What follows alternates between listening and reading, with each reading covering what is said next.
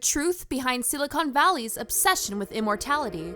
Jeff Bezos and the rest of the world's super rich are throwing their many millions at life-extending research, but are they making any progress? Samuel Fishwick reports Jeff Bezos' quest for immortality is building quite a crew. This week, Altos Labs, the anti-aging startup that Amazon founder is betting a big chunk of his $2 billion fortune on, revealed that it has poached Hal Barron, 59, one of the world's most respected scientists, to be its chief executive. That alone shows Altos means business, but the Silicon Valley biotech startup also revealed $3 billion in funding and added a board of directors brimming with Nobel laureates. Death, the real final frontier, is much colder and darker than space. So Bezos, 57, is taking time away from his rockets to future-proof his investments. Altos Labs, which will be based on the US West Coast and in Cambridge, is making waves by luring a host of feted university professors with what have been described as sports star salaries. Yuri Milner, 60, a Russian-born internet mogul who is worth about $5 billion, is also reported to have stumped up vast sums of cash. Altos' focus will be on cellular programming, a technique that can already be used to rejuvenate individual cells in a laboratory, and that some believe holds the key to prolonging human life by nixing age-related diseases like cancer and Alzheimer's. Just this week, researchers told MIT Technology Review that they are using the techniques to grow human hair cells in their labs and even on animals. No wonder Bezos is excited. Something is clearly agreeing with Bezos. In December, a notably rippling Bezos was papped on the deck of his yacht. Gone is the weedy bookseller of yesteryear. Then, there was that bulging Instagram fit pic from New Year's Eve. Bezos, girlfriend Lauren Sanchez, and his tightly fitted printed silk shirt. Do we credit a healthy diet, a new PT, or is Silicon Valley really able to re-engineer the human body? Bezos isn't the only high-rolling tech mogul getting in on the action. The goal of Google's super-secret biotech outfit, Calico, is solving death. Its founder, Sergey Brin, 48, says he has no plans to die. PayPal co-founder, Peter Thiel, 53, is pouring millions into extending life, particularly his own, with chunky investments into several life-extending startups, including Unity Biotechnology, whose founder reportedly once said he wanted to vaporize a third of human diseases in the developed world. Ray Kurzweil, 73, head of engineering at Google, takes 200 supplements a day, and Jack Dorsey, 44, eats just a few meals a week. In nearby Los Angeles, A-listers are just as keen to ascend. Goldie Hawn, 78, has been heard to ask after glutathione, a powerful antioxidant that protects cells and their mitochondria, which provide energy. In Hollywood, says the New Yorker's Tad Friend, it's excitedly talked up as the God particle.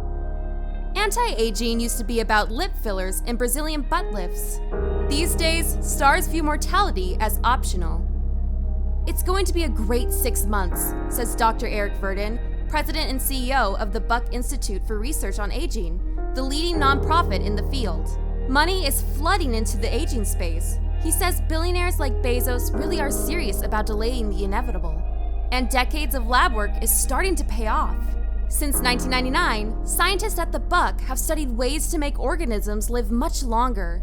Around that time, they discovered 4 cell mutations that, when present, tripled the creature's longevity. Since then, they've increased the lifespan of the laboratory worm C. elegans tenfold and mice twofold. We've identified the knobs and can tweak the rate of aging, says Verdin. But I'm no mouse. What about humans? If you look at every discovery in biology, it takes 15 to 20 years to mature to become something useful, says Verdin. Which is now. Since 1900, as public health improved, life expectancy has increased by 30 years. Verdin and the Buck Institute aren't interested in indulging immortalists. But they do see the 100-year life as realistic, even the norm. Half of the children born today will live to be centenarians, says Verdin, a wonderfully telescopic way of thinking about this minutes newborns.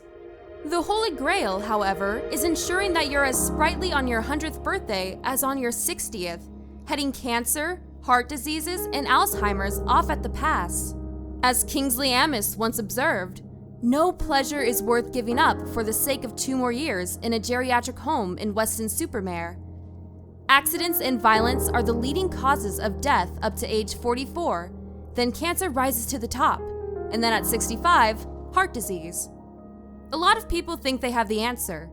At Unity Biotechnology in California, the company has raked in $200 million from investors like Bezos and Thiel.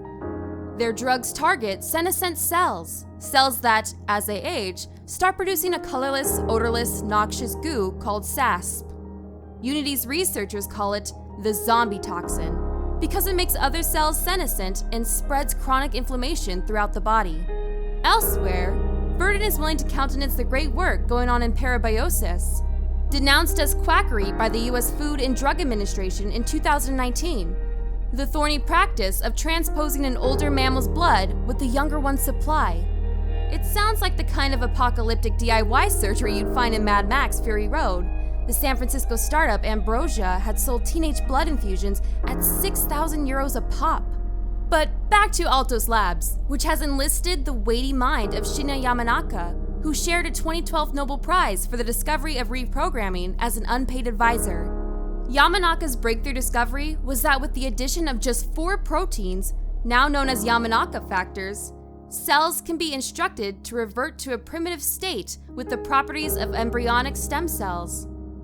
By 2016, Espizola Belmonte, a Spanish scientist also on board, had applied these factors to entire living mice in his lab, achieving signs of age reversal and leading him to term reprogramming a potential elixir of life.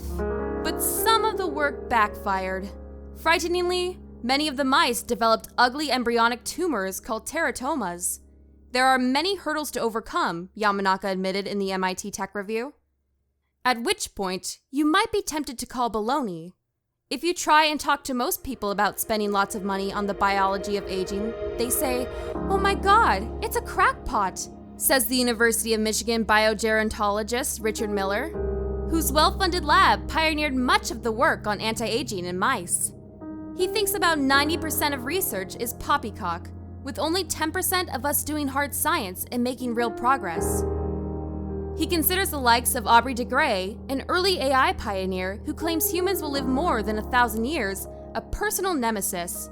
De Grey was Chief Science Officer of Silicon Valley's SENS Research Foundation, which stands for Strategies for Engineered Negligible Senescence.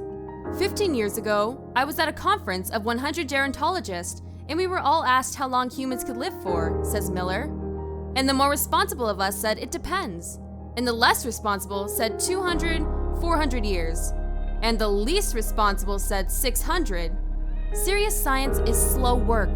One of the major obstacles to gerontology is that aging studies, by their nature, are lengthy and expensive.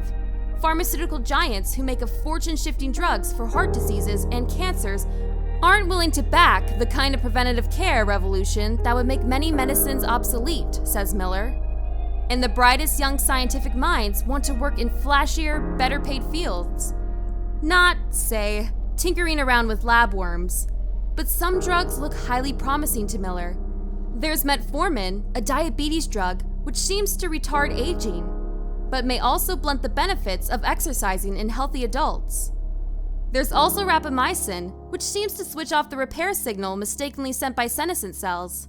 These things work on mice, dogs, even horses, says Miller. If we did have an anti-aging pill, as I think we are likely to have one in 5 years, he says, growing twinkly-eyed, the field is getting flashier and faster.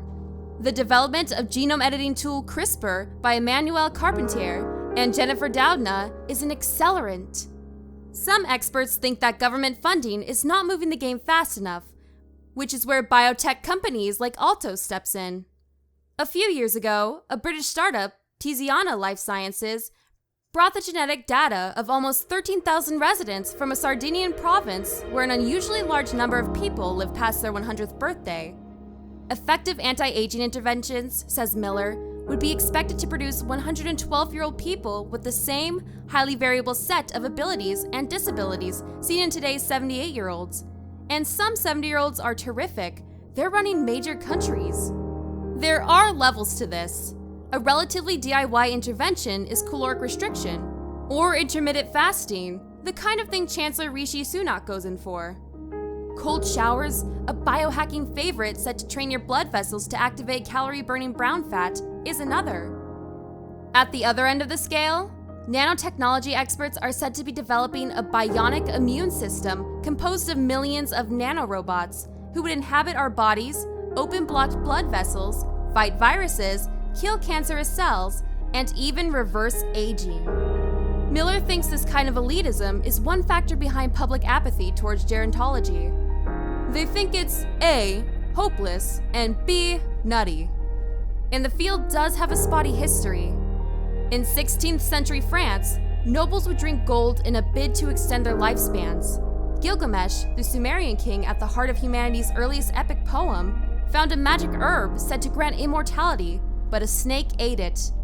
The Chinese emperor Qin Shi Huang sent his subjects off to bring him back the elixir of life.